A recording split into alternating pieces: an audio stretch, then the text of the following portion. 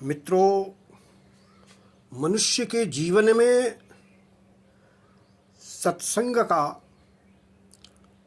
बहुत ही बड़ा महत्व है। सत्संग को सत्संगति भी कहते हैं। सत्संगति सताम सज्जनानां संगति सत्संगति भवति। सत्पुरुषों का साथ, सज्जन पुरुषों का साथ ही सत्संगति कहलाता है। और कहते हैं कि यह सत्संगति मनुष्य को, व्यक्ति को बड़े ही भाग्य के फलस्वरूप प्राप्त हुआ करती है। क्योंकि कहते हैं कि जन्म जन्म के जब मनुष्य के पुण्य उदित होते हैं तभी इस सत्संगति की प्राप्ति जीव को, मनुष्य को हुआ करती है। कहते हैं जन्म जन्म के पुण्य उदित होते हैं जब, जन्मों जन्म के पुण्य उदित होते हैं जब, संतों का सत्संग भाग्य से मिलता तब। उत्तर रामचरित में एक स्थान पर भवभूति जी लिखते हैं, सताम सदभिः संगः कथमपि पुण्येन भवति।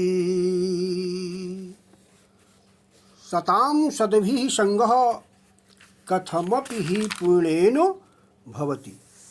कहने का अभिप्राय है सज्जनों का, सज्जनों के साथ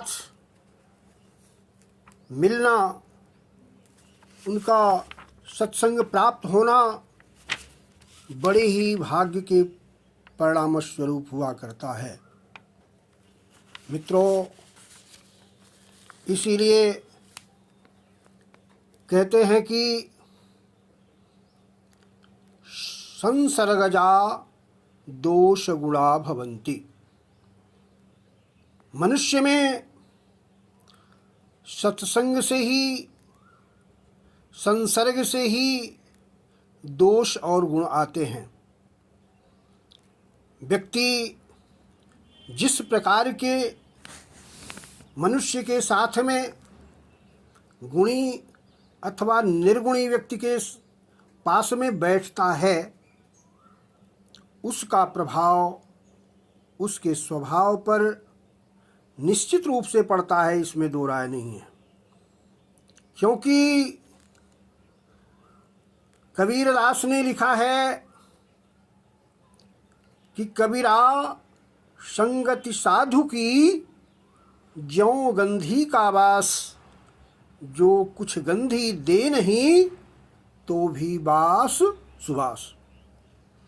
कहते हैं कि जैसे हींग को बेचने वाला व्यक्ति, आप उसके पास बैठ जाइए तो उस हींग की जो सुगंध है आपको कहीं न कहीं प्राप्त होगी ही। ठीक ऐसे ही अगर किसी सज्जन व्यक्ति के साथ में आप बैठते हैं, साधु व्यक्ति के पास में बैठते हैं, तो उस सज्जन व्यक्ति का जो स्वभाव का प्रभाव है वो आपके जीवन पर पड़ेगा ही पड़ेगा। मित्रों, कहते हैं कि जन्म जन्म के पुण्य उदित होते हैं जब, संतों का सत्संग भाग्य से मिलता तब। माने जन्म जन्मांतर के मनुष्य के जब पुण्य उदित होते हैं तभी सज्जनों का, किसी सज्जनों के साथ संपर्क हो पाता है, मिल पाता है। इसी तरह से भागवतकार लिखते हैं, सत्संगमेन बहुजन्म समर्जितेन, सत्संगमेन बहु पुण्य समर्जितेन,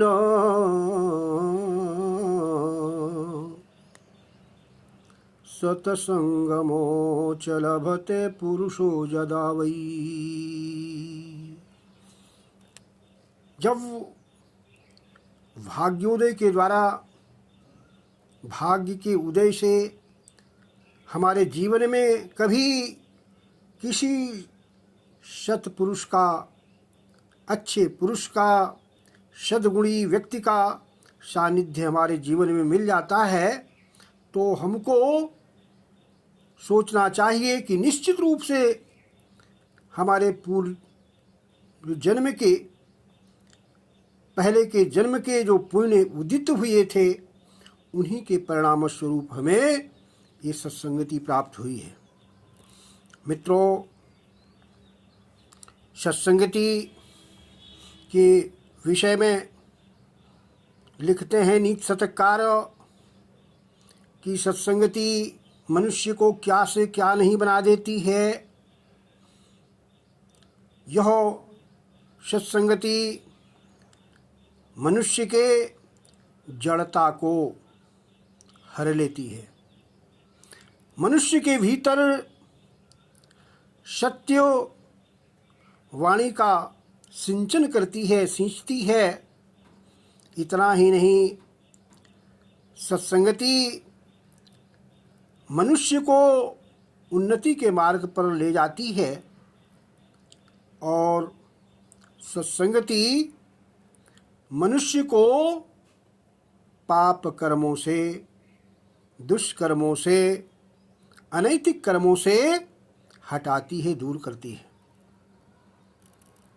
इतना ही नहीं मित्रों, सत्संगति हमेशा व्यक्ति के चित्त को प्रसन्न चित्त रखती है और साथ ही साथ दिशाओं में मनुष्य की कीर्ति को बढ़ाती है।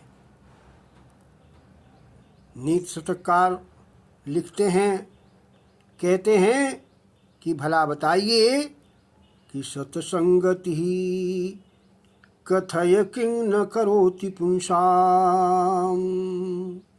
सत्संगति मनुष्य के लिए क्या से क्या नहीं करती है।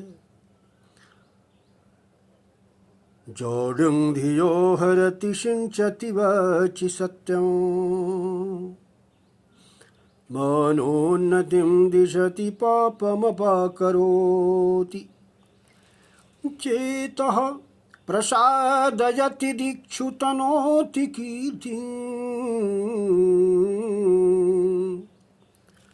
सत्संगतिः कथय किं न करोति पुंसाम्। तुलसीदास जी बहुत सुंदर ढंग से लिखते हैं, विनु सत्संग विवेक न होई, राम कृपा विनु सुलभ न सोई। कहने का अभिप्राय है कि बिना सत्संगति के व्यक्ति के अंदर विवेक नहीं आ सकता है और सत्संगति भी उस भगवान की कृपा के बिना, ईश्वर की कृपा के बिना, अनुकंपा के बिना प्राप्त नहीं होती है। एक पंक्ति में अन्यत्र इन्होंने लिखा है, जब मोहि भरोसु हनुमंता, हे हनुमंत लाले जी, अब मुझे इस बात का पूर्णतया विश्वास हो गया, पूर्णतया भरोसा हो गया, बिनु प्रभु कृपा मिलहि नहीं संता। बिनु प्रभु कृपा मिलहि नहीं संता। बिना प्रभु की कृपा के, बिना ईश्वर की दया के कभी भी जीवन में संत पुरुषों का समागम नहीं हो सकता है। इसीलिए मित्रों, आपने सुना होगा कि सत्संगति में आकर के शठ लोग भी, दुष्ट लोग भी सुधर जाते हैं।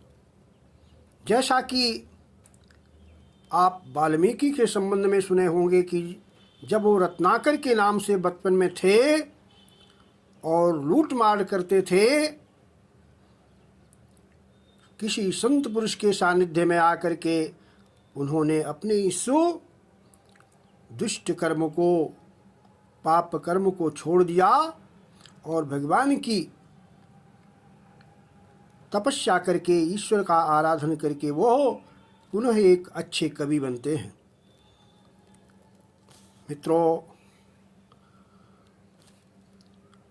कहते हैं कि रहीम कवि एक जगह लिखते हैं कि कदली सीप भुजंग मुखो स्वाति एक गुण तीन, जैसी संगति बैठिए तैसोई फल दीन। केला, सीप और भुजंग का मुख, इनमें स्वाति की बूंद जो है अगर गिर जाती है, पड़ जाती है, तो वो अलग अलग रूप से, अलग अलग स्वरूप में, एक को अलौकिक को और बहुत ही महत्वपूर्ण वस्तु बन जाती है। सीप में मूंगा बन जाती है, मोती बन जाती है, भुजंग के मुख में गिरती है तो वही एक तरह से मणि बन जाती है। कहते हैं कि जैसोई संगति बैठिए, माने जिस प्रकार की आप संगति में बैठेंगे, जिस प्रकार के मनुष्य के साथ में उठेंगे बैठेंगे, ठीक उसका जो प्रभाव है आपके जीवन पर अवश्य ही अवश्य पड़ेगा, इसमें कोई संशय नहीं है। मित्रों, कहते हैं रहीमन प्रीति सराहिए, मिले हो तरंग दूनो, ज्यों जरदी हरदी तजय, तजय सफेदी चून। कहने का मतलब है प्रीति की उसी प्रशंसा की जा सकती है जिस प्रीति में एक दूसरा अपने स्वरूप को बदल करके एक नए आयाम में आ जाता है, नए रूप में आ जाता है। और अगर कोई व्यक्ति उत्तम प्रकृति वाला है तो कुसंग भी उस व्यक्ति का कुछ बिगाड़ नहीं सकता है। कहते हैं चंदन विश्व व्यापत नहीं, लिपटे रहत भुजंगो, ज्यों रहीम उत्तम प्रकृति का कर सकत कुसंग। मेरे मित्रों, रहीम कवि ने एक स्थान पर और भी लिखा कि मनुष्य को ऐसे ओछे व्यक्तियों से सतर्क रहना चाहिए, जो गिरे हुए लोग हैं, तुच्छ व्यक्ति हैं, इनसे कभी बैर और प्रीति नहीं करनी चाहिए। उदाहरण देते हैं कि काटे चाटे श्वान के, दो भांति विपरीत। क्योंकि जैसे कुत्ता है, अगर काटता है तब भी अच्छा नहीं, चाटता है तब भी अच्छा नहीं है। मेरे मित्रों, जैसे भी हो, हमको आपको किसी अच्छे व्यक्ति के सानिध्य में रहने का प्रयत्न करना चाहिए, प्रयास करना चाहिए। अगर हम आप किसी अच्छे व्यक्ति के पास में बैठेंगे, उठेंगे तो निश्चित रूप से उस व्यक्ति का जो प्रभाव है हमारे जीवन पर पड़ेगा, इसमें दो राय नहीं है। कहते हैं कि काजल की कोठरी में कैसो हु सयानो जाए, काजल की एक लीक लागी हैं पर लागी हैं। जैसे कज्जल की कोठरी है, भले आप बहुत सतर्कता से उसमें प्रवेश करें और उससे बाहर आने का प्रयास करें तो कहीं न कहीं आपको उस काजल की जो है कालिख शरीर पर लग ही जाएगी, इसमें दो राय नहीं है। मेरे मित्रों, प्रयास करके और अपने से जा कर के अच्छे व्यक्तियों के सानिध्य में बैठ करके हमें सत्संग की प्राप्ति करनी चाहिए। इसी में ही हमारी भलाई है। जय श्री राम, जय नारायण, जय